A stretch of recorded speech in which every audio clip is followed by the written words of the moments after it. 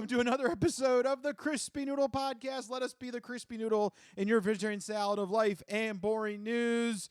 It's our job to give those easy bits in world of sports, entertainment, odd news, and whatever else we happen to stumble across in this hour-long podcast. I'm Rich Liebig. I'm Michael Costanzo. And we are here to give you the week's headlines, which is certainly a lot in the sports realm this week. We're going to have a lot of sports news. It's going to be more of a sports dinner. Yeah. And then entertainment after dinner party, something. I don't know. Yeah. Yeah, because usually it's a sports sampler, but I feel like this week it's going to be like sports meal. It's entertainment like late night nibbles. Yes. Yes, excellent. I like that. You have a meal, you have a few drinks, and you're still out and about. You're like, let's just grab a little something off the dollar menu at McDonald's. Right. You know? Midnight snack entertainment, and then odd news is your dirty delight.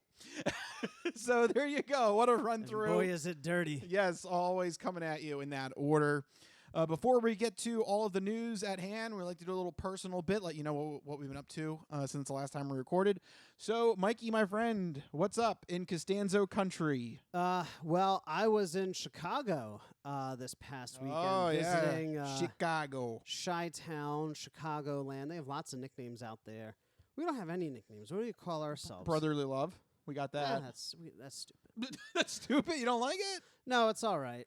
Okay, all right. It's more like brotherly tough love than brotherly love. Yeah, but it's one of the. You know what? No, it's one of those things where Philadelphia is like, we give you a hard time if you're not from around here, but if you do succeed and you become a respected member, if you embrace the city will embrace you back. Yes, if you do your time and you.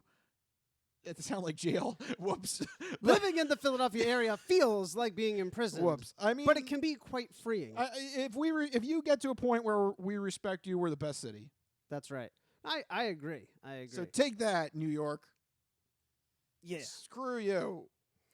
But as for my time in Chicago, it was a lot of fun. We were down there during Lollapalooza, so the whole city was like a perpetual odd news story. There was just people walking around in the most ridiculous outfits. There was glitter everywhere. Fun.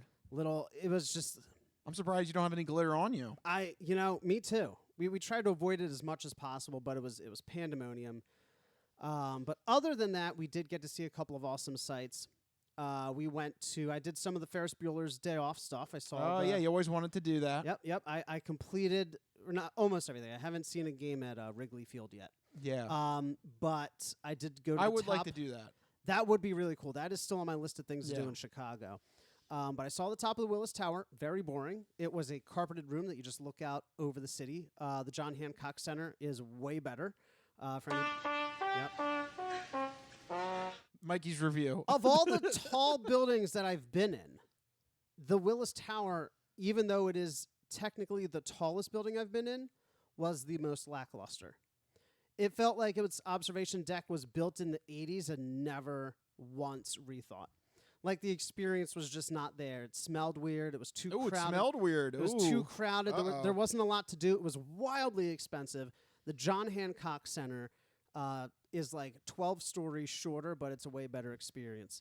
So we did the Willis Tower. We did the Art Museum like Ferris Bueller did. Also, not as good as Philadelphia, the Art Museum. Take that. Our Art Museum is bigger. It's way easier to navigate. The armor section is way cooler. The Art Institute of Chicago had some classic pieces. It was really interesting, but it was more frustrating than anything. So right now, Chicago is not on your high list of priorities here. Oh no, Chicago is amazing. It's just this past trip, some of the activities we did were not as good. You had a very extreme trip because it was either really good or really bad. Right, because I'm wearing a shirt from the Second City. I don't know if people can see that. Yeah, if you guys zoom in on the video feed. Which is, if people don't know, it's a famous comedy club. Basically name an SNL cast member over the past 40 years. They've gone through Second City in Chicago. It's like the minor leagues for Saturday Night Live. It's not just Saturday Night Live, but comedy in general. I mean, Keegan-Michael Key, Chris Farley, Bill Murray, Tina Fey, Amy Poehler, Colin Mockery, the guys from Whose Line, people from SNL. I mean, just anybody who's anybody's been through Second City in Chicago. And I now know why it is so revered and why it's so sought after for folks in comedy. The show that we saw was a best of show that took some of the best skits from Second City history, and the current cast did them for everyone. It combined song and dance with improv and quick comedy bits and scripted sketches. It was like literally everything you want in all their types of performances compressed into 2 hours. It had everything. It was absolutely incredible. Top 3 thing to do in Chicago. I've seen most of the museums now, took a couple of tours, but the Second City automatically into the top 3. It was spectacular. And then we capped off the week with checking out the Museum of Science and Industry, which is basically Chicago's Ben Franklin Institute.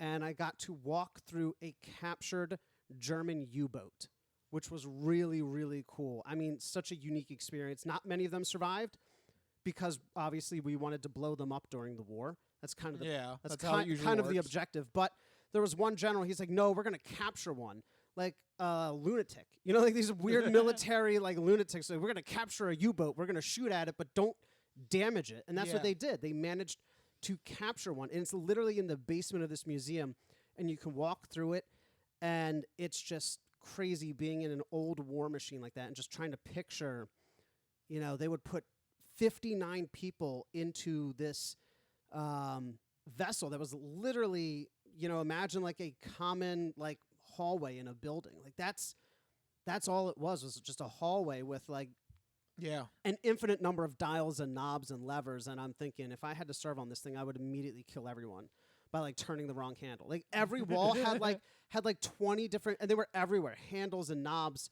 like in the ceiling and the floor and the walls. I'm like, what in the hell do all of these things do? Yeah, you move your butt the wrong way. Whoops. Like literally. And the stories that the tour guide told was amazing. And so that was really, really cool as well. But I'm loving Chicago. I've been there a couple times now because JB lives out there, our long lost associate producer. Oh yeah. So we got a sound clip. We got to say hi to him. I remember when Michael was a bitch, and now he's still a bitch. Michael's a bitch. Michael's a bitch. He is a bitch. Yeah, you know it. Woo! Master of catchy songs. If he had played that for the Second City, they maybe he'd be in a new profession. Yeah, I mean, he literally came up with that song off top of his head on the spot. Yeah, I mean, it only has 3 words in it, but sometimes that's all you need. But there's like a whole melody built into it. He goes from it is a legit song. Yeah, like it's catchy, like it's an earworm. Everybody listening, this is going to be humming that the rest of the day. Yeah, because that's what I end up doing. Yep, there you go. It's a song mocking me. If I can do it, you can do it. It's our own song. But yeah, so back to Chicago. It's a great city. If anybody needs recommendations, hit me up. I've seen most of the museums now at this point, and it's so many great things to see out there. I feel like sometimes people forget about Chicago with all the other great cities in America, but it's definitely a cool place to check out. So, all right, so there you go. A recommendation there if you're going to go to Chicago. Yeah. So that's what I've been doing. Rich, what have you been up to recently? I went to go see an independent baseball league game in Delaware. Delaware has actually one of the primo farm systems for a couple of baseball teams. Yeah, Delaware. Yep. And I have a couple friends that apparently they run some of the teams there for an independent league, and it was really cool. One of them was kind enough to let me actually sit in like in the dugout with like his team and stuff, and that's pretty cool. Yeah, I was like, what a unique perspective to watch a game. Yeah, and it was actually a playoff game too. So it was, it's funny because it's like the first couple of innings. It's like, okay, we're having fun. We're, jovial, somebody makes a mistake. Oh, well. But then how does the tone change? It changes when you get to like the 6th, 7th inning and you realize, you're running out of outs here. This game's going to end one way or the other.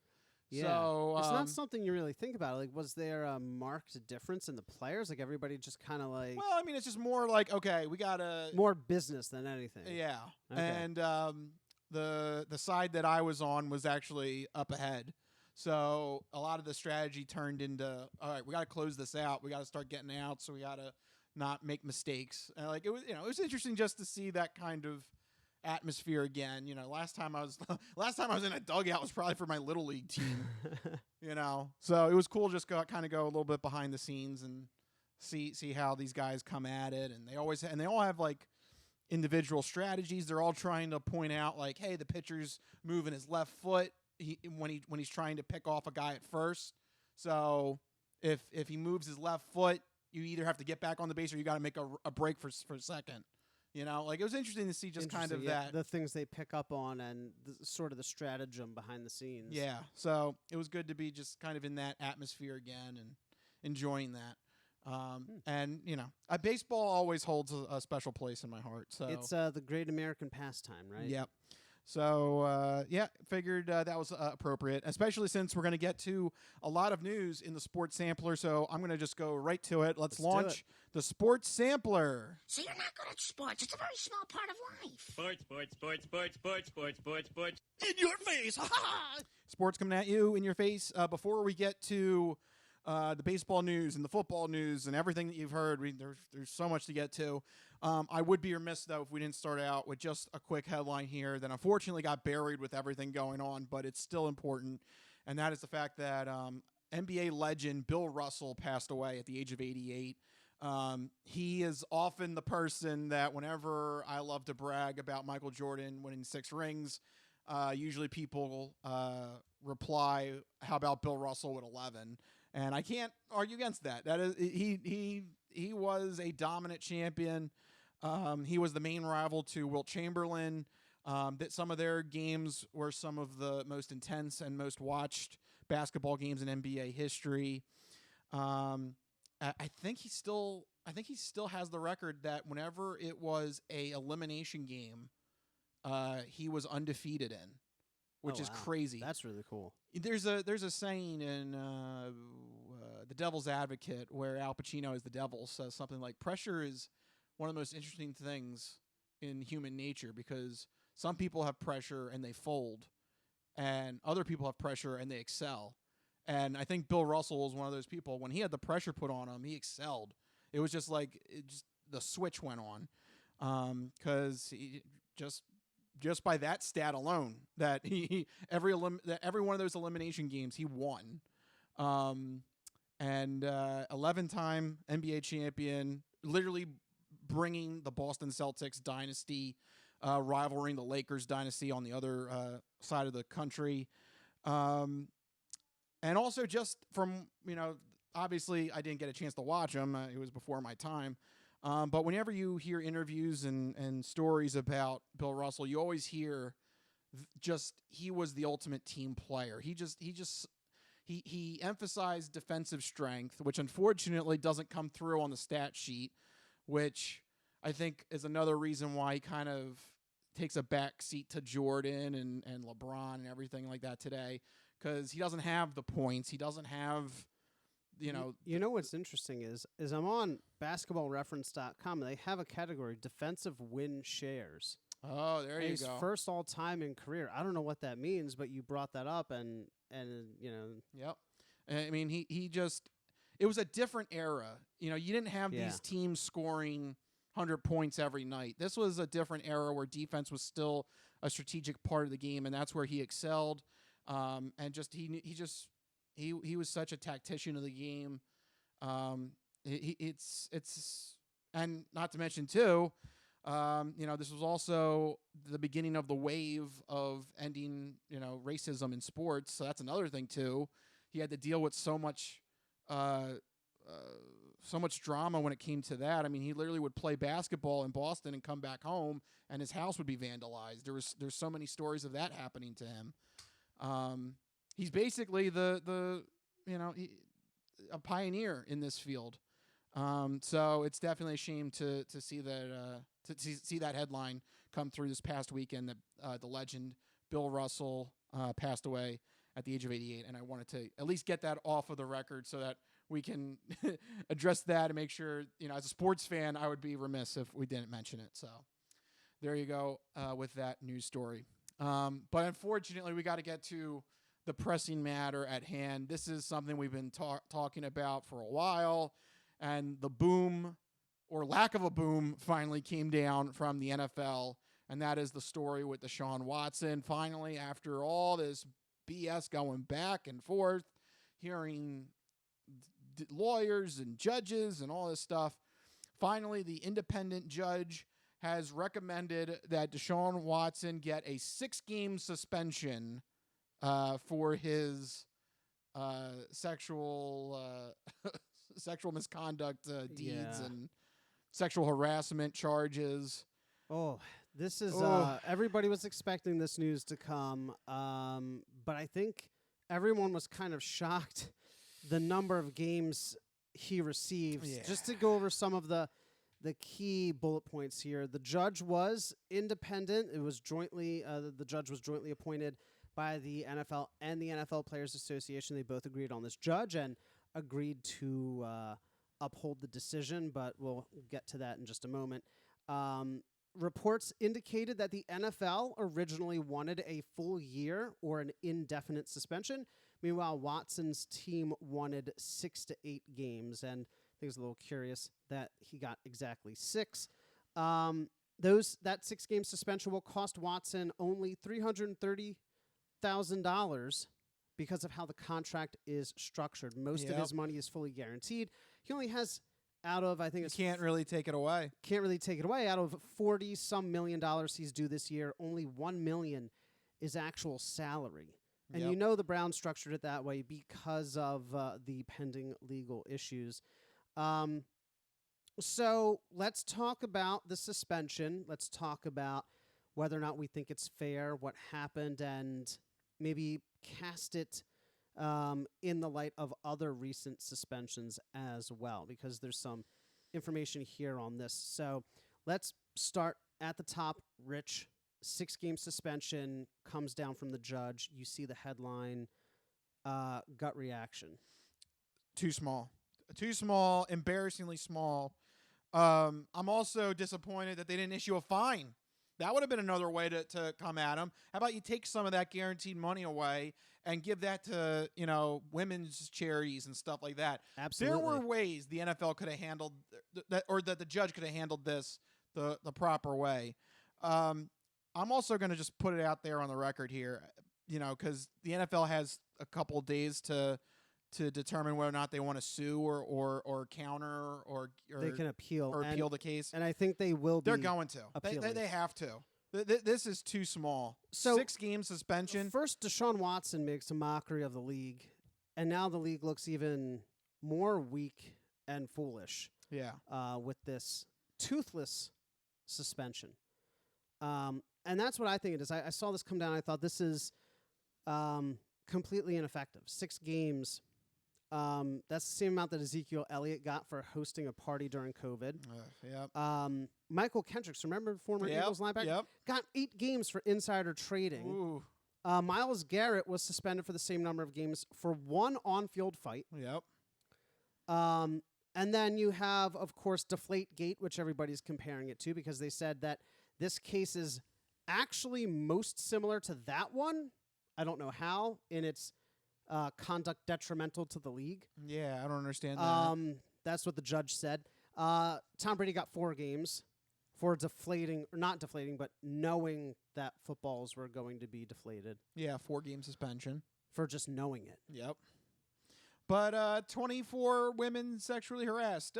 Sure, 6 games. So what does that break down to? Oh, and Calvin Ridley suspended this whole season coming up for betting. For gambling $1,500 on his own team. Yeah. He said, full season. I think we're going to win. And he put $1,500 on his belief that his team was going to win. And he gets a full season. Full season plus playoffs. Calvin Ridley, you need to get some lawyers. And if this sticks, you need to come out and sue the NFL because you should not be getting a year. He should absolutely sue the NFL because here he gets suspended for a year. Deshaun Watson gets suspended. What is it? What does it break down to? 1 quarter per woman. That's a weird way of looking at it, but yeah. Isn't it? Yeah. 6 times 4? It's 24, yep. So assaulting one woman It's 1/4 gets you of a play. 1/4. Tell me, anybody, seriously, does that number sit right with anybody? If you said a woman is assaulted and that player has to sit out 1/4, does that make sense? I don't care if you agree or disagree. Does that make sense? Yeah. Because no, that, this I think, is the heart of what's happening here, is that it doesn't pass the eye test. No. He definitely should have got it. If Calvin Ridley gets a year for betting, Deshaun Watson should have gotten a year. Oh, absolutely. I mean, minimum. Because here, I have another thing here. MLB's Trevor Bauer, I don't know this guy. He was suspended for 2 years, cost him $60 million for non-criminal sexual assault allegations, which is the same thing that Watson has going against him, non-criminal, non-violent sexual assault allegations. And that's why the judge said 6 games, because I was reading up on it today, and basically the NFL only gave the judge 4 cases to look at.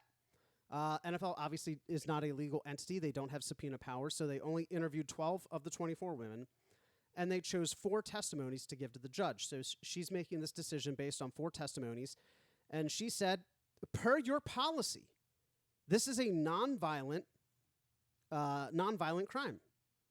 And so far, you've given 6-game suspensions. That is what your policy says, 6-game suspension for a nonviolent crime.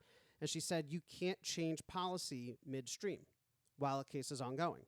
She said you can change the policy. It's a great conversation to have about changing the policy. But right now, how it's narrowly worded and the nature of it, you can't do more than 6 games.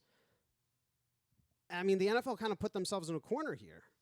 Well, how about this? Then everything needs to be redone with Calvin Ridley, because there's no reason why he should be getting a full.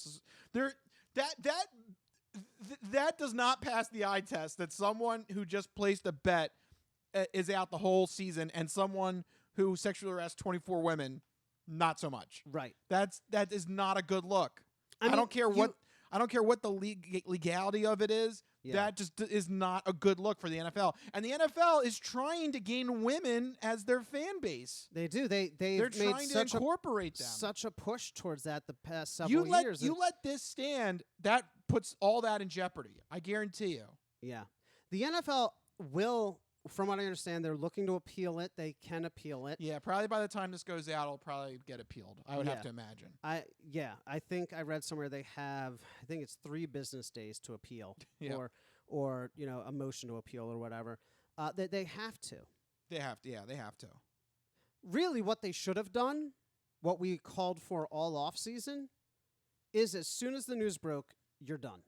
Yeah. And just suspend it. I don't know why they waited. I don't know why they brokered this deal with the NFL Players Association to get an independent judge who doesn't know football, only had a quarter of the information. It's just so annoying and upsetting that they let it get to this point. Yeah. Where now we have to argue about like how the policy is written, and is he allowed to be suspended more than 6 games? I mean, sometimes you have to go with your gut, and does this make sense? I don't think it makes sense. No, no, and it's very troubling to see. It is very troubling. Yeah, and I think it's the most egregious thing out of the list of all the different suspensions that we just mentioned. Yeah, absolutely. I mean, but you know what's, you can tell where the NFL's priorities lie. The 2 suspensions, the 2 longest suspensions are both financial. It's, the gambling and the insider trading. Yeah, that's right. But attacking people on the field and assaulting women off the field, yeah, is just, collateral damage. Yeah, it's part of the package. So upsetting. Yeah, I hope the NFL appeals. I think they will. Will the Players Association let it slide? I don't know. That's the other thing. Is no, they got to fight. The NFLPA's got to fight. Has to fight for Watson. Yeah, they've already dug their trench. Yeah. No, I know, but that's what I mean. You think they're going to appeal the appeal and just go back and forth? And back and forth? They kind of have to. Yeah, I think they would. And then, and then the troubling part about that is that if a decision is still not made, he's allowed to play week 1. Yikes! Yeah. Could we see a situation in which Deshaun If Watson there's- suits up week 1. Right. If there's no definite decision finalized by the first week of the season, he plays. So there is a chance he still could play week 1 if they decide to drag this out. Wouldn't that be the most upsetting thing? Yeah. Yep. If after all this, the back and forth, he suits up week 1. Yep.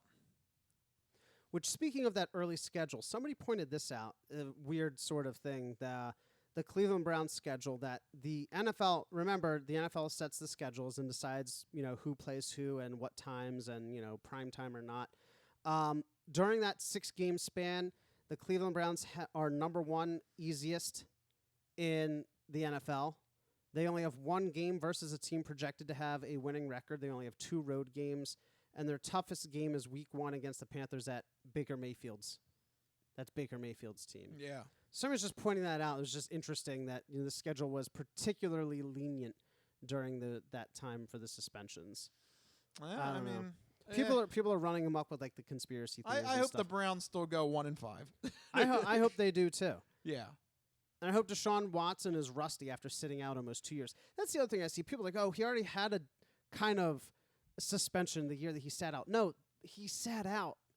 He wasn't suspended. He chose to sit out because he wanted a contract. He didn't want him and the Texans did. Yeah. Yeah. Which he still got paid. He still got paid. That's not. That wasn't a suspension. That's not a. People's like, oh, he already missed a year. None. That's not how that works. Yeah, he still got paid. That's not how that works at all. Yeah. If I could not go to work for a year and still get paid, I'm not going to be like, oh, I was fired. Yeah. And that was before the hoopla with the whole moving the money into a guaranteed portion of the contract. He was getting paid salary. So, no, it's not the same thing. All right, well, guess what? If the fallout didn't come for Deshaun Watson, maybe it came for owners instead, because this also broke as well this week. The hammer came down on Miami Dolphins owner Stephen Ross because he was tampering.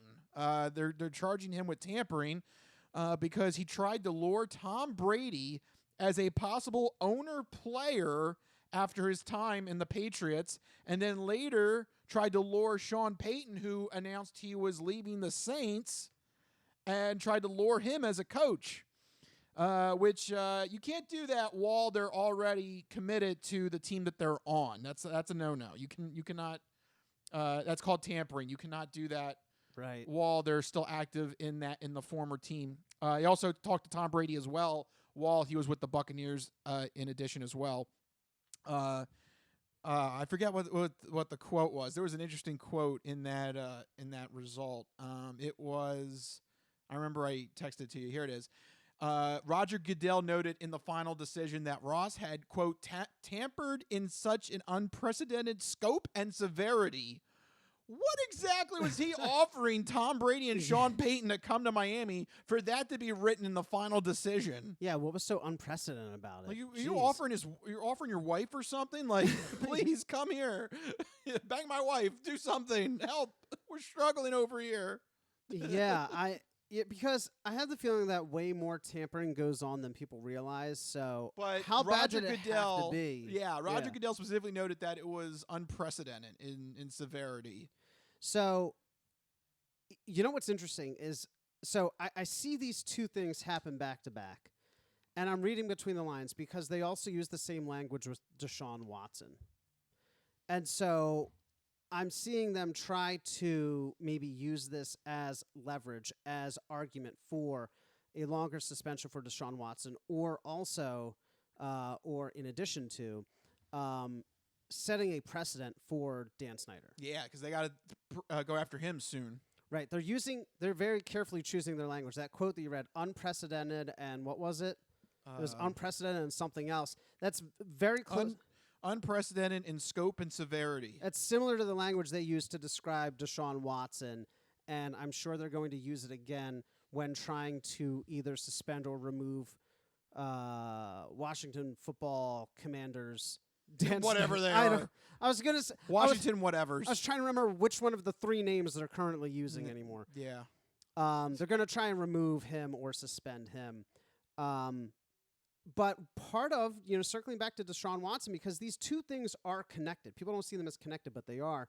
Because the Players Association argument was that you can't suspend Watson for this long for this crime because owners have not been held accountable for similar. Yep. So here the NFL is immediately after literally the day after the Deshaun Watson thing. They're like, oh, by the way, look what we're doing to this owner. And the Dolphins owner is just the sacrificial lamb. Yep. Because it's the Dolphins. You can't do this to Jerry Jones. You can't do this to Robert Kraft. You can't do this to any of the big guys. You take the Dolphins, you sacrifice them at the altar, and now they're like, they go back to the appeal. They go, look what we just did to an owner. Well, you may be right in that because this is a pretty heavy punishment. It's a huge punishment for something that didn't even happen. Yeah, that's right. It didn't even come to fruition. Like it didn't even, it wasn't even successful tampering. Yeah. So the NFL has decided that the Dolphins will forfeit their first-round draft pick in 2023 and their third-round draft pick in 2024. So that'll hurt the team directly. Stephen Ross himself will be suspended until October 17th. That's a good chunk of time. During that time, he's not allowed to be anywhere near the team or its facilities.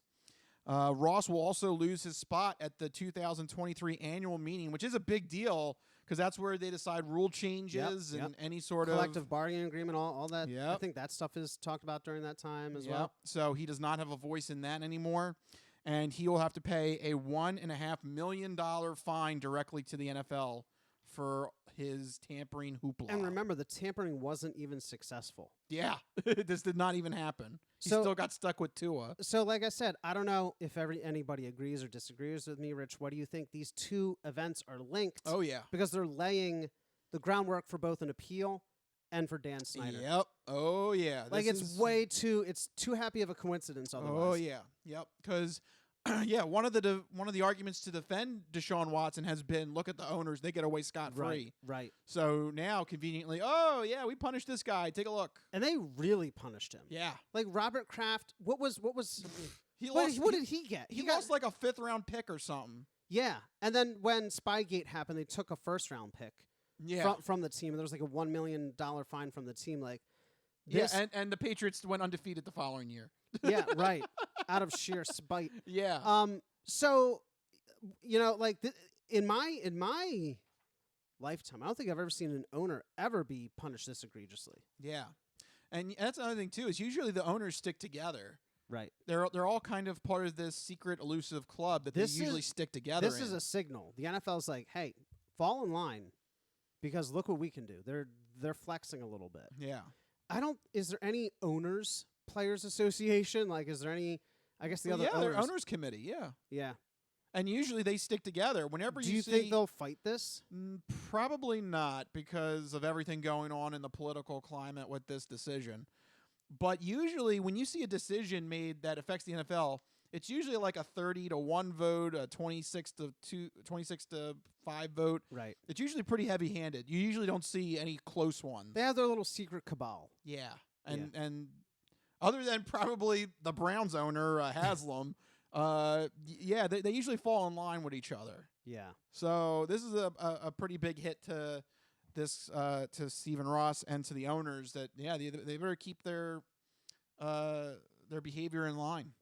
Yeah, things are changing in the NFL, and we'll probably have more to report on both these stories next week because this is going to change day to day for the next week or two. Yep. And we, as of right now, as of this recording, we expect the NFL to appeal the decision, but we have to hear that officially, and that'll either be when we release the podcast or Thursday or Fridays, just some convenient time after. It always happens on the day we release it, before we release the podcast. Yep. Whoops.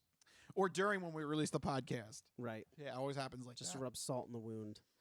Well, let's get to past news then, because the MLB Trade Deadline was this past week as well. Baseball trying to stay relevant. Woo! Here we go! Yay, relevancy. Yep. Well, there is big news here for our hometown Philadelphia Phillies, and that is they traded for LA pitcher Noah Syndergaard. He is a solid kind of number 2, number 3 pitcher I would expect in this lineup behind Wheeler and Nola. He's going to add some good depth to the starting lineup. This is a pretty big move that the Phillies are making. They've been hindered with the injury of Bryce Harper, and I jokingly was saying, that's probably the end of that season. You know, toss your scarf Homer Simpson style and be like, well, that's the end of that season. But you know what? They're still middling in the middle of the pack, and Bryce Harper will be back later in the season. You've made this trade, and now with the postseason expanding to 3 wild card teams, I don't know. Could we see postseason baseball? This would be the first time in over 10 years. 2011. It would be a nice treat for Phillies fans to see some activity in the postseason. I mean, it seems like everything is falling the way that they want it to. They signed So this. far. Yeah, so far. I mean, there's still a lot of baseball. A lot to of play. baseball. That's the thing with baseball. It seems like the season just goes on and on and on until it just stops one day. It's like torture. But you said if this pitcher is as good as people suggest, and with the expansion and with getting Bryce Harper back, yeah, I mean, it seems like the Phillies should be able to accomplish this. It seems like they have a really good pitching rotation. And then that's a solid 3 right there to start the rotation. And once they get there. Harper back, I mean, the bats will be a little bit more active, we assume, right? Yeah. So, I mean, I don't want to get too excited and buy my postseason tickets, but I'll be cautiously optimistic. Yeah. Things could be looking interesting for the Phillies here. It's nice to see them active in a big way. Yeah. Usually Philly teams are just going to be like, oh, we're just going to wait and see what happens, see where the cards lie. Yeah. But it's always nice to see them at the trade deadline take steps so fans know that we're not just going to play it safe. We're going to actually take a shot at this thing. Right. So good news there for Phillies fans. And that same attitude on a bigger stage applies to probably the biggest winner in the MLB trade deadline, and it is San Diego. Do you remember San Diego as a baseball team? Vaguely, yes, but just barely. Yeah. Might want to pay attention to this, folks, if you're a baseball fan. San Diego Padres have made probably the boldest move at the trade deadline this year as they acquire all-star slugger Juan Soto from the Washington Nationals, which will bolster their already kind of offensive powerhouse. Recently, they've had to go through a little bit of an injury storm as well. That was expected them to kind of knock them down a peg or two, but they are still actually fighting strong. They probably won't win the division because the Dodgers are pretty far ahead. But, all you got to do is kind of stay mildly hot, stay under the radar, acquire Juan Soto, get your injured players back one by one. You get better down the stretch when that happens. Ooh, Mike, could we actually have a new team to root for here? Will San Diego actually make a World Series push here? This is an interesting storyline developing. I would love to see some of Did you even remember San Diego has a baseball team?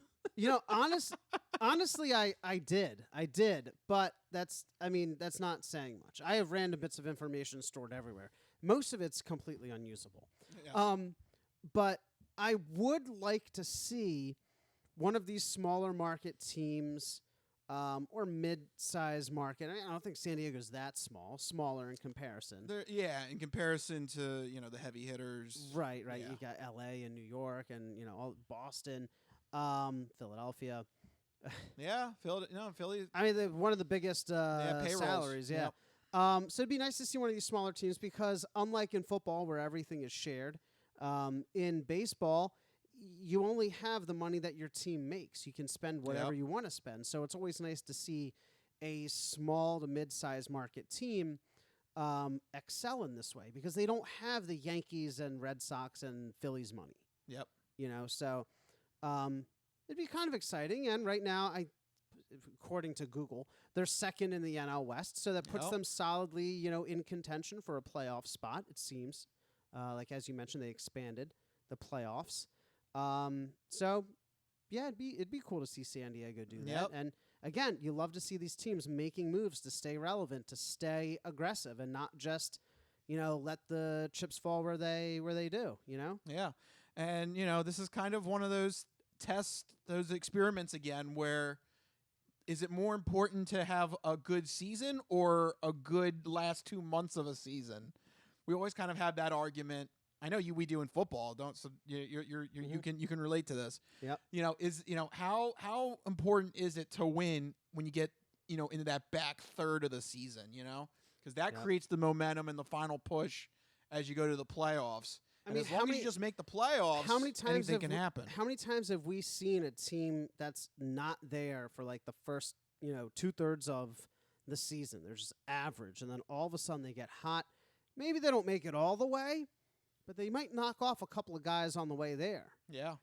So the Padres could find themselves in a similar situation. Maybe they squeak in, they steal a wild card series, then all of a sudden it's like, you're a step away. They're a step away, and then a season like that does wonders for a team because then the next season more players want to come to your city. You attract more revenue, which gives you more spending power. It kind of builds on itself a little bit. Hopefully, is the thinking. So if you're a fan of baseball like I am, this might be an interesting story to keep an eye on. San Diego Padres making a huge move for them being a smaller market team in the major leagues, trying to acquire Juan Soto. They're gonna have Tatis coming back. He's another powerful hitter. This is a team making moves, and wait till those injured pieces come back. Ooh, I don't know if I want to face them. That's the way I feel about them. They're a team you do not want to face in the postseason. They're on the rise. Yes. They're not. They haven't peaked. They're not plateauing. They're actively making moves to continue their ascension. Yes. So there you go. Some baseball news there. All right, and to close out the sports sampler, we're going to do our newest segment, the 3-minute drill, where we're going to have a golf topic. So there we go. 3 minutes is on the clock. I just want to take this because I can't believe this headline. This came from an interview with the Live Tour CEO, Greg Norman, which we've been talking about the Civil War happening with golf. The Live Tour is trying to take on the PGA Tour, trying to lure golfers away from the established PGA Tour with their new experimental league backed by Saudi Arabia. Well, Live Tour CEO Greg Norman claims in an interview that they tried to go after Tiger Woods, offered him a contract to finish his career with the Live Tour, and he said no, even though the final value of the contract was around $700 million. Whoa. That is an insane amount of money. And Tiger Woods turned it down.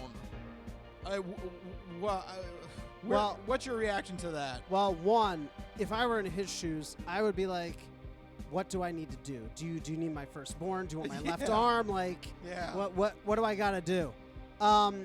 Because I'm reading this NPR article, $700 to $800 million. That is like an insane amount of money. Just to play, it's almost $1 billion. Just to play golf. Just to finish your career with them. I can't believe you'd say no to that. Phil Mickelson only got $250. I know. That makes Phil Mickelson look like chump change. I know. Now he's like, what the hell, guys? But also what this signals to me is Liv has way more money than I think people realize. Like, we said, Phil Mickelson, oh, my God, they could offer everybody, $10 to $20 million a piece. It'd be a great deal. They could sign so many golfers. Their pockets are bottomless.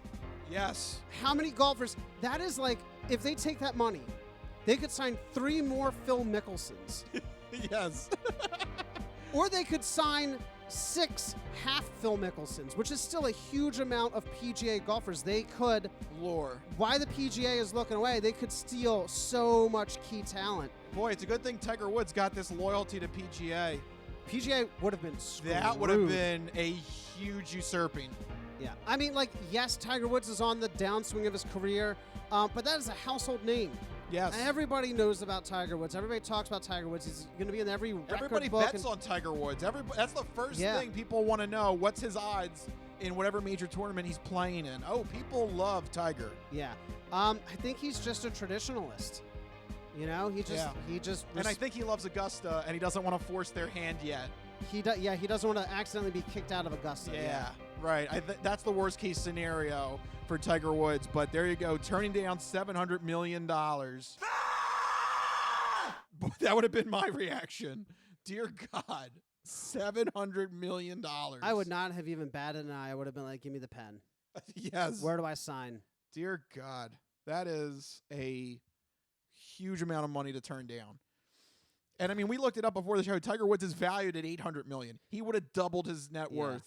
I think, though, that we're looking at it from the perspective of we would do anything.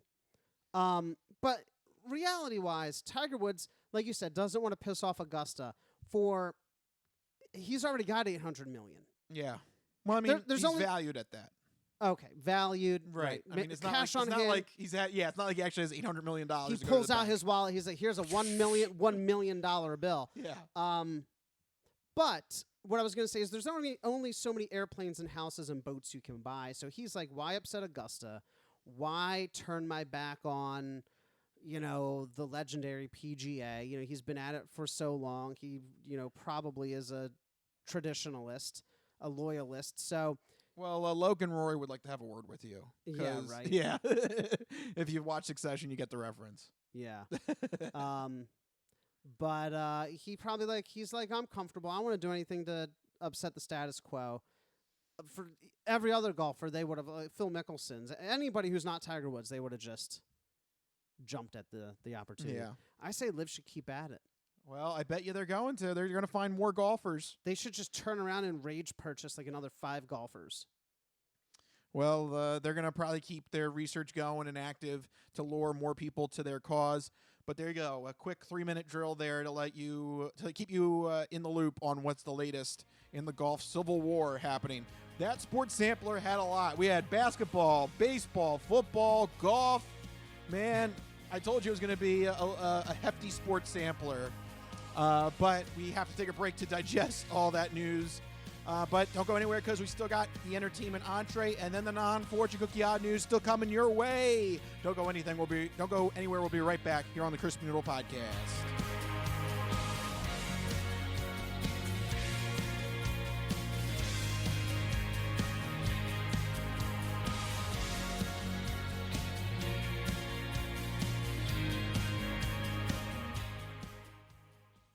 Ready for the weekend?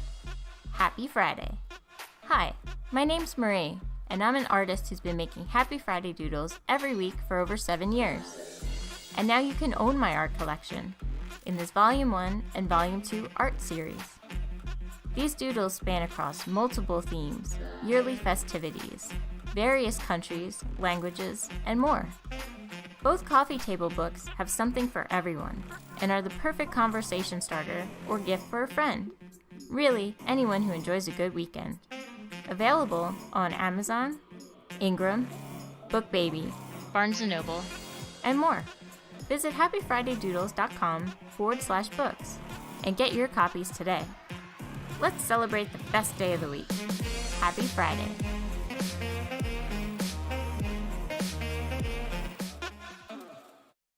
If you go to Taco Bell at 3 in the morning, this is what you're going to get.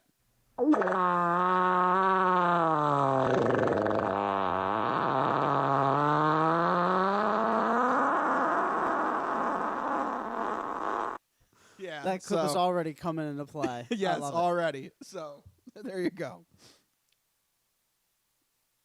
Stop. What happened?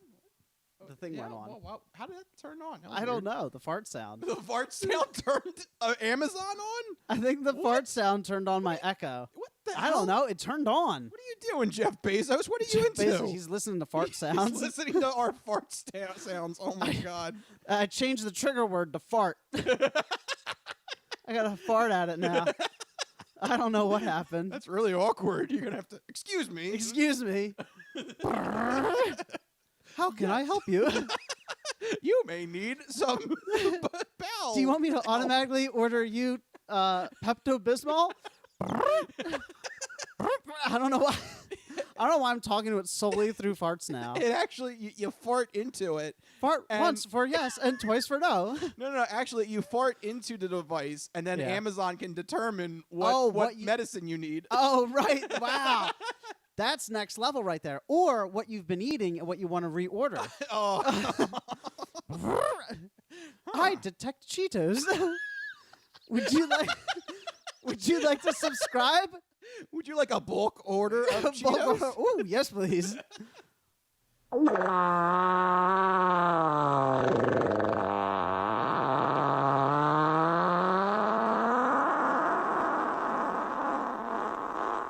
Cheetos ordered. Cheetos.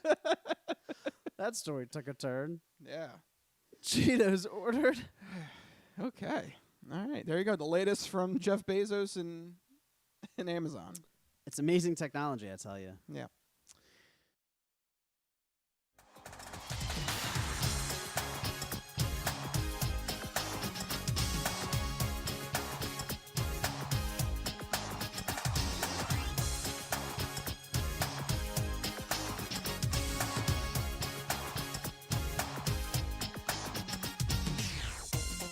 Oh, yeah. We're back here on the Crispy Noodle Podcast.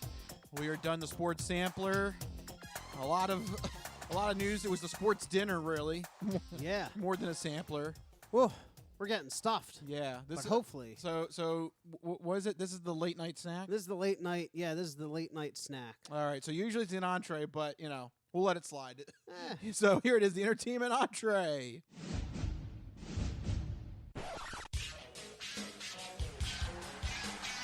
And now, the latest in movies. The Simpson guy writes to movies. Dear Die Hard, you rock.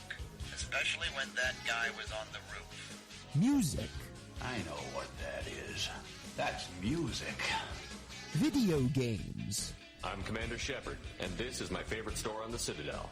Celebrities. You really know Warren Beatty? Yes, I do. I took a leak next to him once at the Golden Globes. And more. You were the all-singing, all-dancing crap of the world. This is the entertainment entree. All right, entertainment entree time. And let's start off with a segment where Mike is going to let you know what you should keep an eye out for this upcoming weekend with movies, TV, and video games. It's time for Mike's This Week in Entertainment.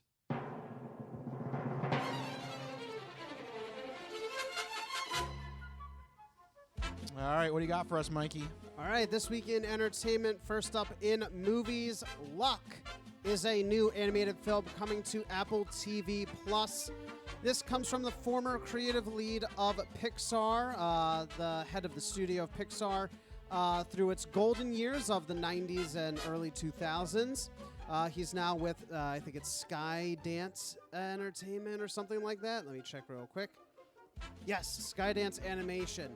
They are putting out Luck, which follows the unluckiest person in the world who suddenly finds herself in the land of luck, where she must team up with magical creatures to turn her luck around. It looks like a pretty funny little animated film. Like I said, comes from really good pedigree from Pixar, so go check out Luck on Apple TV+. But the real star of the show is in television, where The Sandman, a new fantasy horror drama series, comes to Netflix this week. It's based on the best-known work from Neil Gaiman.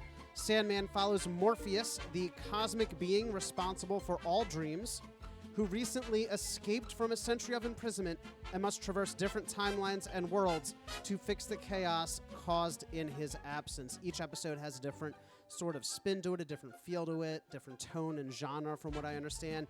The 10 episodes are available to stream this Friday on Netflix. So go check out The Sandman. I have the massive, 20-pound compendium of the graphic novel. Have I read it? No. Do I want to read it? Yes. Do I want to watch the show? Yes. Will I watch it? Probably no again. No. I guess my experience is I loved Good Omens and I loved American Gods. You secretly are a huge Neil Gaiman fan. I guess so. I like those two shows. You should read some of his works. I have American Gods, the book, and The Sandman, the book. Again, have not read either of them. I want to. I want to watch these shows. And you're a wannabe Neil Gaiman fan. I'm a wannabe Neil Gaiman fan. I really am. And I'm a secret one. Yeah. There you go. So hopefully I'll get a chance to watch The Sandman, though. So definitely go check that out. It looks like it could be really cool. And finally, in video games, a new month equals new free games for PlayStation Plus and Xbox Live Gold subscribers. PlayStation Plus gamers get a blast from the past, the remastered Tony Hawk 1 and 2. Whoa. from the PlayStation 1 era. That is a blast from the past. Man, I loved those games. I played the ever-loving crap out of them back in the day. You know, got some. What do they call them? The ollies and the nollies and the kick flips. You really do sound like an old man right now. Oh, those darn kids! They're getting those ollies. Whippersnappers with the skateboards and grinding on the rails and numbers. And numbers. They're doing a 360. A 540 no scope. Yeah. 50-50 slide on the axle. I don't know. Go play Tony Hawk. It's going to be a blast. That's what we're looking forward to this week in entertainment.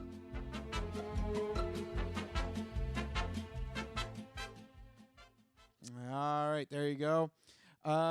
So let's get to our topic in the entertainment entree. We have this random news story from Sylvester Stallone. He's apparently not a happy camper here. He is. There it is. He's not happy, but he's the law. I am the law. Yes. Well, you know, he's laying down the law. Yeah, he is not recently. happy with some of the producers behind Rocky, apparently.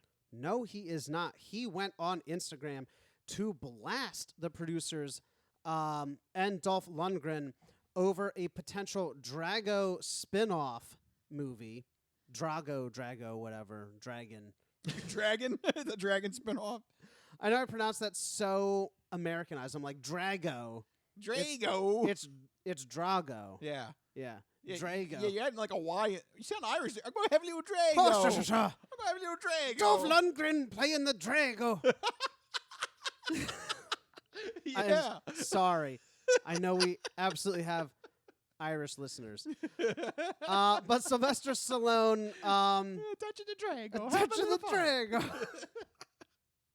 All right. This is not a pot of gold or at the end of a rainbow here. It's quite the opposite, though. He called producers parasites. He called out Lundgren for not telling him about the project. He then apologized to fans for the producer's treatment of the Rocky characters.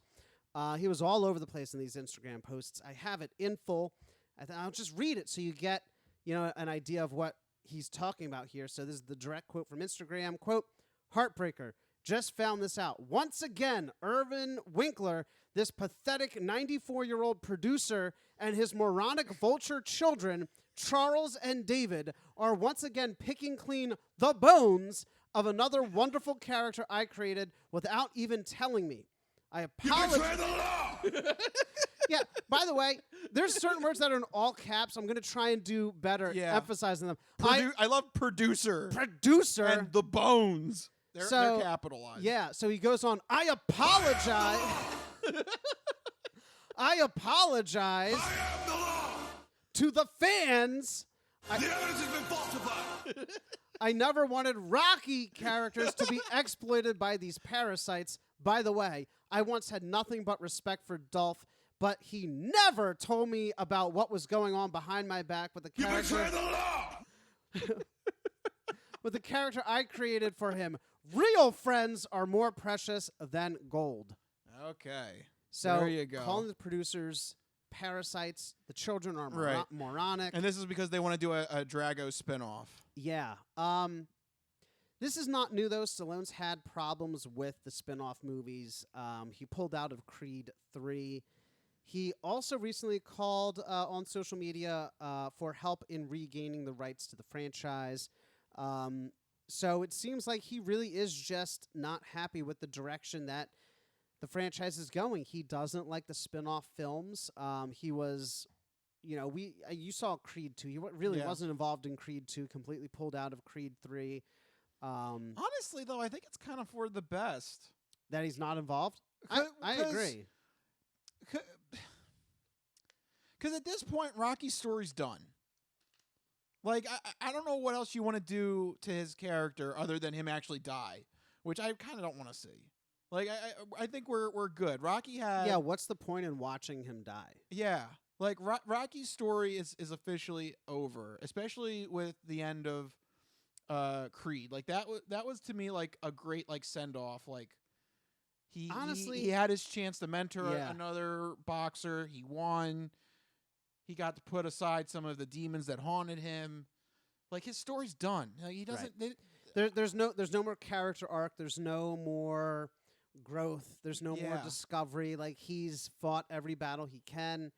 In Creed, they had him fight cancer, for Christ's sake. I mean, like, there's literally nothing else to put this character. And I don't through. want to see him die on screen. I don't think anybody wants to see that. It doesn't serve a purpose. Yeah. You know. So it should be just done. I think he should be out now. So you let this be the Creed story now. Right. I agree, because I hate to break it to you, but I really enjoyed the Creed movies almost more than some of the Rocky movies. But you bring up a sort of good point. You know, in the subtext here, what's the real reason he wants these films back? Is he just annoyed that the spin-off movies are more popular? Do you really think it's creative differences? Because let's be honest, some of the movies he came up with were not, how do I put this politely, good. Like, what do you think the ultimate goal is here? Yeah, I guess just to have the rights to the story. Does he just back? want the final say? Does he just want the last bit of glory? Because, like, does he not like the fact that it has success after him? Is this an ego trip? Yeah, I feel like this is a little bit, you know, because he created the story, he wrote the original screenplay. I think he feels like he has a duty to still be somewhat involved, but at this point, I don't know. I think let it go. But stop writing your character into half-baked movies like Rocky Balboa. Yeah, I think it's just time. It's been time. Like 5 and 6 were, you know, you don't even like 5. Yeah, Rocky 5 should have been stricken from the record. It doesn't make any sense. I never saw 5. I watched Rocky Balboa. The only thing Rocky 5 gets is the Rantlers. That's it. That's the only thing you're allowed to keep from Rocky 5. I don't even know that reference because I didn't watch it. There's a scene where he's trying to impress his son, and he's trying to tell him that Santa's coming, and he has this horrible fake enthusiasm, and he's trying to say reindeer on my roof, but of course he's Stallone, so he's like Rantlers, and it's like he combined reindeer and antlers, and it goes Rantlers, and it's like, what? Oh my gosh. Yeah. I'll have to find that clip for you. Yeah, absolutely. But see, that's the perfect example. Like, those last couple of movies were not good, to mince words.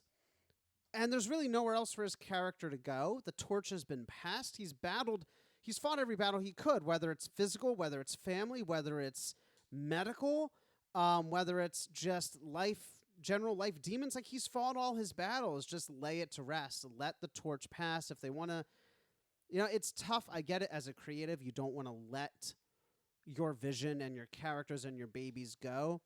But can I break through? I think I might have found it. I don't know. I'm going blind, but I think this is it. Just come up on the roof, will you? And, he just landed there and crashed. And who do you think it is? Do I hear reindeer on my roof? Rantlers, unbelievable. It's like $1 billion. Whoa! There you go. Whoa! Hey, it's like $1 billion. I don't know what he's trying to reference. And why did that make the cut? Because it just goes to show that Stallone having creative control is not a great idea. He just landed there and crashed. And who do you think it is? Do I hear reindeer on my roof? Rantlers, unbelievable. It's like $1 billion. It's like $1 billion. I don't know. I guess he's trying to say there's $1 billion reindeer, but it comes out Rantlers, and there's $1 billion. $1 billion what? So I had to find that clip for you. Yeah. So now you know for future reference what Rantlers is. You gotta love the Rantlers. Yeah. But no. At the end of the day, I think we can both agree on this. That I hope that if he is seriously going to follow through on this, that he realizes that Creed needs to be its own thing now. Yeah. He should not be sticking Rocky in Creed 3 or any future Creed movie. Or if there is going to be a Drago movie, I don't know about that, but leave it be. This is the new generation now. Just let it die. Well, not continue their stories. Right. What I'm saying, But Rocky is officially done. Right. I meant let the beef go. Yeah. You know, don't let the movies die. They have some life. Creed and Creed 2 were very good. There's no reason to be involved anymore for Stallone. Right. Just let it go. Yeah. Or maybe do like a silly cameo or something. Like maybe that's the thing. He doesn't want to be part of it at all. He wants control. Yeah, like he wants the ego trip over. Rocky can't be another major fixture in the. He's done. He's done. His growth is over. His character arc has been settled. So that maybe you do a little cameo, but that's it. You can't do anything more than that. Right. So just to cap this thing off, I do want to read Dolph's response. Because, of course, Stallone did call him out in his post, and Dolph Lundgren responded in a post of his own. He says, quote, just to set the record straight regarding a possible Drago spinoff, there's no approved script, no deals in place, no director, and I was personally under the impression that my friend Sly Stallone was involved as a producer or even as an actor. There was a press leak last week, which was unfortunate, in touch with Mr. Balboa, just so all the fans can relax. There you go. He also had this follow-up statement. Come up on the roof, will you? And, he just landed there and crashed. And who do you think it is? Do I hear reindeer on my roof? Rattlers and unbelievable. It's like a billion. Whoa! Come on. Whoa! Whoa! Come on, Rattlers! Whoa! What? I gotta isolate some of that audio. Whoa! Absolutely. Rattlers. It just goes to show, though, he should not be allowed near a script or editing booth. Yeah. Ever. Not for future movies. No. He can re-edit the past ones. He can go back and do that, but not anything new. That time's done. All right, so there you go. Entertainment entree complete. And now it is time for the drunken dessert, if you will, the non-fortune cookie odd news. We've been talking about cool and its ramifications and how it applies to the hip scene. But maybe you could give us some examples now of the opposite of cool, uncool. Just exactly what is uncool? My nipples look like milk duds. Holy shnikes. It's time for the non-fortune cookie odd news. It's not of this world. I don't know exactly what it is or what it's doing, but this is not human intelligence, okay? It's not human intelligence we're facing!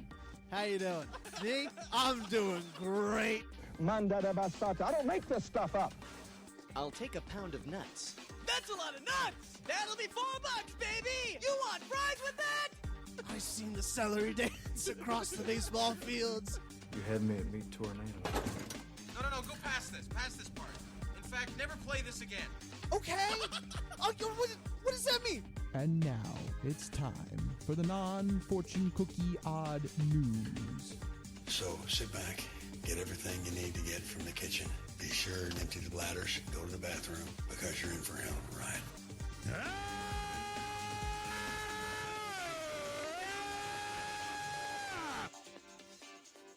Woo, odd news. That's right, everyone. It's time for the non-fortune cookie odd news. Here in this segment, Rich researches the news, he reads the news, and I react to the news. He finds a weird and wacky story, which he keeps hidden from me, ensuring that all my reactions are my genuine gut reactions to hearing these stories for the very first time. I don't know what's about to happen. You guys don't know what's about to happen. And even Rich doesn't know what's about to happen because these stories always take us down wacky and wild paths. And I'm ready to get started. Rich, what do you got for us, and why is it in Florida? Now, who is this guy in Florida? It's Florida, and they're crazy. Oh, this is... It's just a given. This is a triple play here. Uh-oh. Because we got... What's happening? We got Florida, we've got drinking, okay, and we've got a Walmart. So, this is some sort of... It's like peanut butter and jelly. Yeah. Now, who is this guy in Florida? It's Florida, and they're crazy. This is some sort of Florida bingo or something. Right, exactly. You get the free square, you're only one away. Yeah. You know? This checks off everything. It's perfect combination. Yep. We're going to talk about the case of 39-year-old Aaron Gregory. He decided to visit a local Walmart at 10 a.m. Sunday. Okay. I mean, not unreasonable so far. Yep. This is in Melbourne, which is a city 65 miles south of Orlando. Well, he decided while he was there to hop on a Walmart scooter. And at that point, it was seen by this Walmart staff that he was, quote, haphazardly driving the Walmart scooter down the aisles, running in the shelves, various displays, almost striking other patrons, and driving recklessly throughout the entire store. Just all over the place. Just all over the place. Just take it, just hop it on, and it's the Indianapolis 500 in this Walmart. Woo! He's going full speed. Yeah, just all over the place.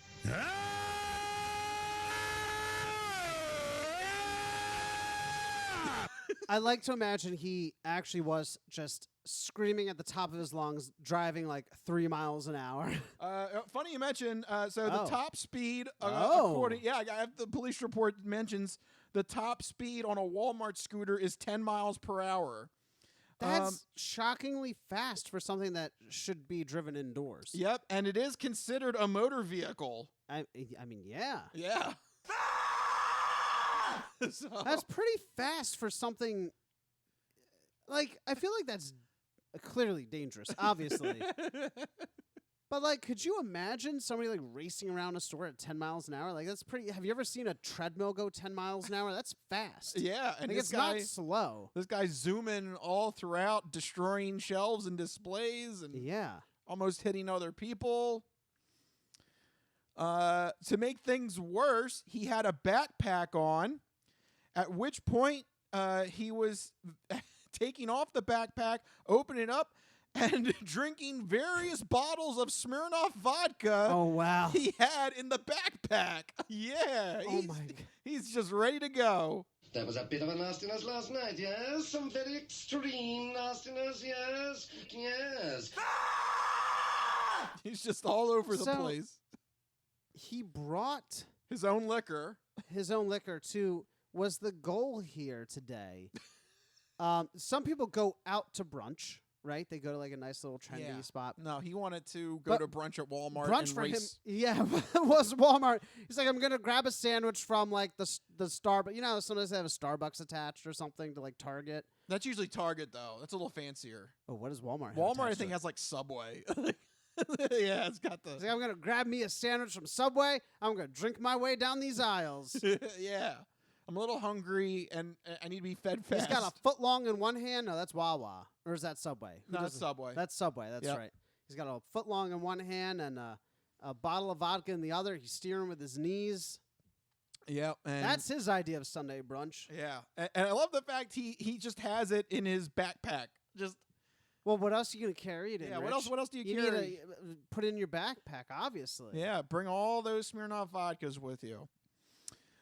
Security camera footage given to the police shows Gregory swerving, running into items, and also at various times driving while sleeping. So even though he's going fast, he's still able to pass out every now and then. So, oh wait, driving. So, is he just passed out and the thing is just driving? Yes. Or is he like still like kind of like? Is he like dozing but like steering? Like, sorry. Like what level of asleep is he?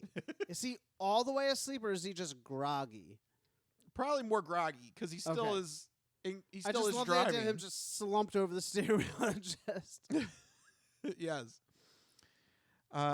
So yeah, cops were called because they got a call of, quote, an intoxicated male on a motorized scooter. Yeah. According to the arrest affidavit. So at some point the cops were finally able to stop him. He was so drunk he could not stand on his own. Whoa, and man. they needed a stretcher to get him out of the Walmart. Oh my God. Wow. That is a he did big have level drunk. Multiple bottles of vodka, you said. Yeah. Oh, now you fucked up. You have fucked up now. Yeah, he is. Yeah, that's not good. Definitely gone. Oh yeah. He is blacked out. He is everything. You need a stretcher to get him from the store. Yikes. We have a mugshot of the perp here. So there we go on the video feed. By the way, it's the Brevard County Sheriff's Office. Give them a shout out because they're smart. They always put their contact information on the mugshots. You know what? They're always smart. They are smart. I think we've featured them before. Yes, we've had them before. And now we know we've had them before on the show. Whoever their marketing guy is, they're smart. They know what they're doing. Slap the title of the police station on the mugshot. You know, you're right. Usually mugshots are just of the person, but this one, it's even got their Facebook link. Check us out on Facebook. That's just good modern marketing right there. You know? That is 100. Give that marketing guy a raise. It's just one guy. Yeah. Just the entire department's just one guy. Yeah. But that is him. That is 39-year-old Aaron Gregory, who had this joyride. He looks pretty nondescript. I mean, he's just a sort of pudgy, bearded fella. Yep, but he had a whole bunch of Smirnoff vodka. That's vodka weight right there. Yeah. That's multiple bottles on a weekend weight. He's actually part human, part Smirnoff. At least his blood is. Yeah. At least definitely the moment that they took that photo. Right. So there you go there. Officially, he's charged with 4 misdemeanors, driving under the influence, disorderly intoxication, and possession of an open container of alcohol. Does that include the Yeah, that includes the DUI. Wait, it says 4, and they only list 3. Well, that's stupid. Okay, so whoever their math guy is, their math guy needs to get fired. Marketing guy, math, not so much. Marketing guy, spot on. Their math guy, fire him because apparently you missed a charge here. We'll learn more about the math guy when we get to the bail bit. Yeah. Well, yeah, he's lazy. The bond is only set at $3,000. That's it? Yeah. At least it's a nice round number. But I would think for 4 charges, or 3. I want to see if you're going to do multiple charges. I want to see like an invoice, and I want to see I want it itemized. Yes, I want an itemized receipt. I want to see what each one costs. I do appreciate it as a nice round whole number, though. I don't. No, I want to see. I can't make out what is each one charged for. Well, there was only 3 listed, so maybe $1,000 per charge. But it claims that he was charged with 4 misdemeanors. Someone is not doing the math correctly. Buy 3, get 1 free.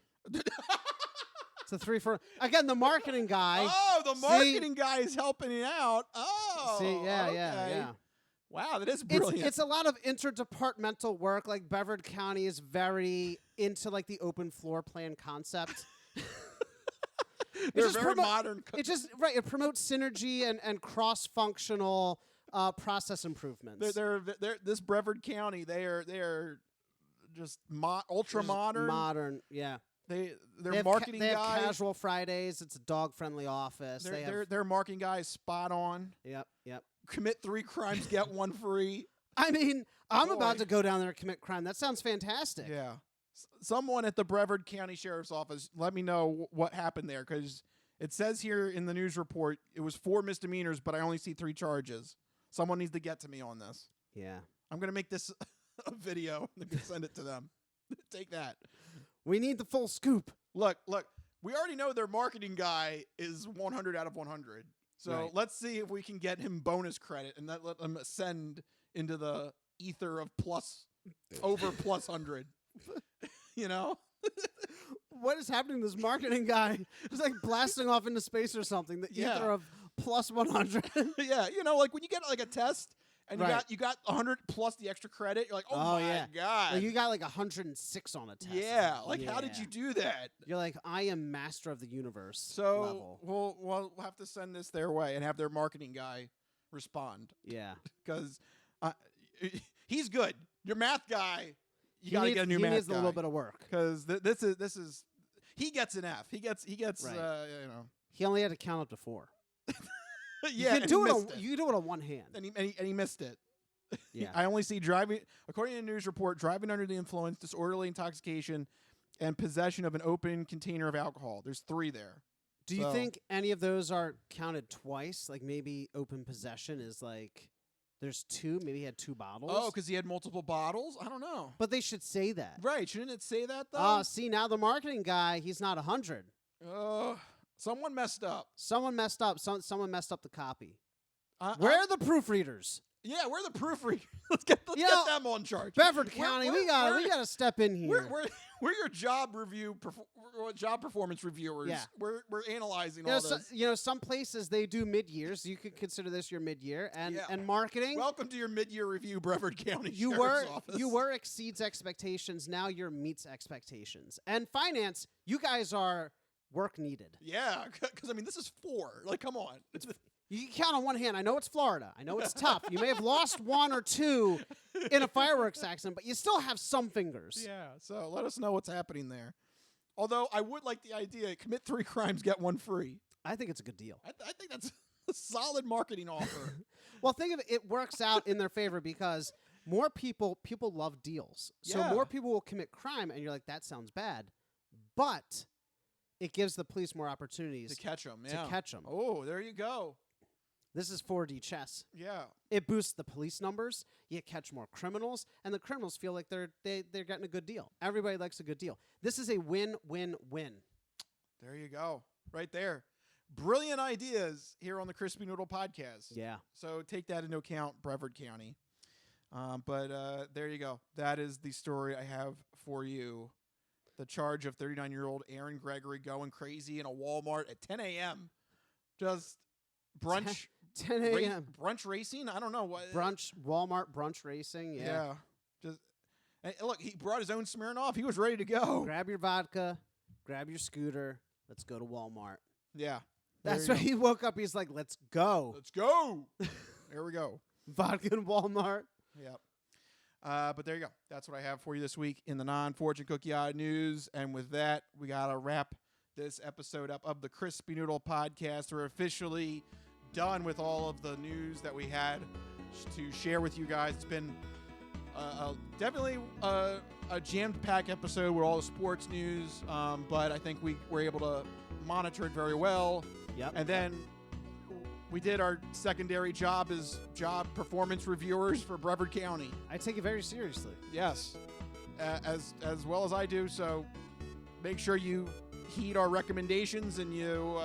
Brevard County, you got a finger wag.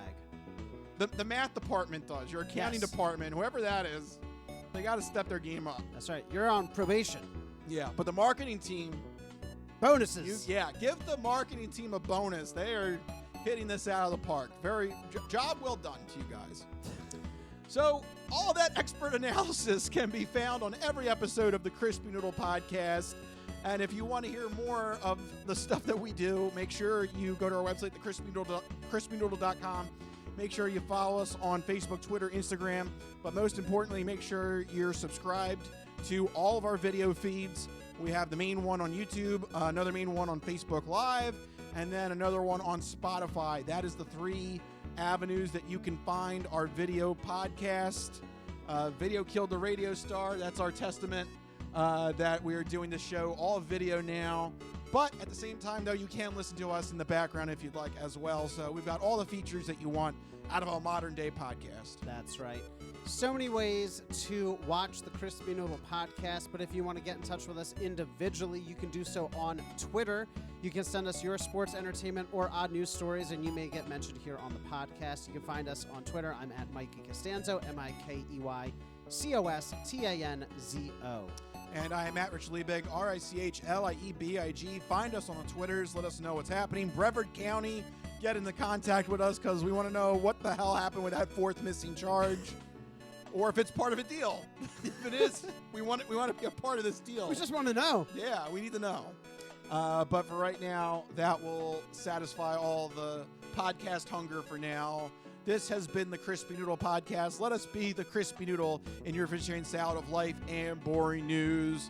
That will do it. We'll see you guys next week. See you guys. Later. Bye-bye, all you fine peoples.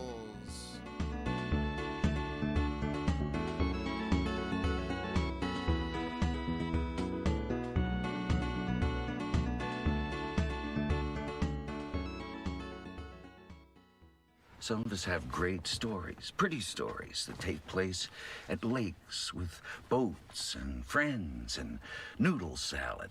A lot of people, that's their story. Good times, noodle salad.